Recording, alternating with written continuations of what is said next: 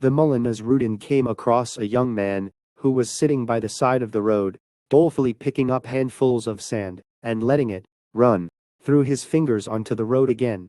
Nasrudin asked the man, "What's wrong with you, my friend? You look very downhearted. Has something happened to upset you?" The young man replied, "No, nothing has happened. That's just the point. I wish something would. I've got a good job, a comfortable home life, and I'm in reasonable health. But—" He sighed deeply. "There must be more to life than this. I want some excitement, something more interesting than I have now. I've taken time out for traveling to try and find some of these things. I want to be happy before it's too late."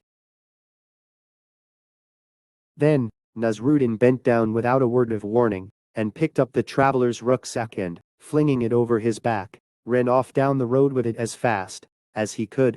The man, astonished at this sudden and unexpected reaction, got to his feet and chased after Nasrudin, shouting at him and begging him to stop. Nasrudin knew the area well, better than the young man, and, after several shortcuts and diversions, he arrived back at exactly the spot in the road where he had met the unhappy traveler in the first place.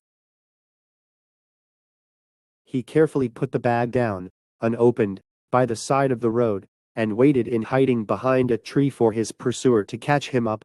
Eventually, the man appeared, and Nasrudin could tell by his face that, having thought he had just been robbed of all his possessions, he was now even more miserable than he had been before. However, as soon as he saw his property lying in the road ahead of him, his whole face changed, and he pounced on the bag with great joy, shouting and whooping in the air.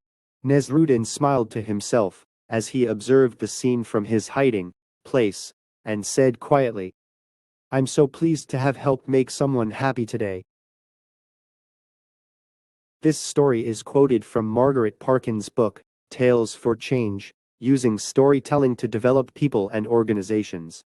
We have to live with gratitude for the precious things beside us that we have forgotten so far. Here's an ancient Persian proverb. I cried because I didn't have shoes until I met the man without feet.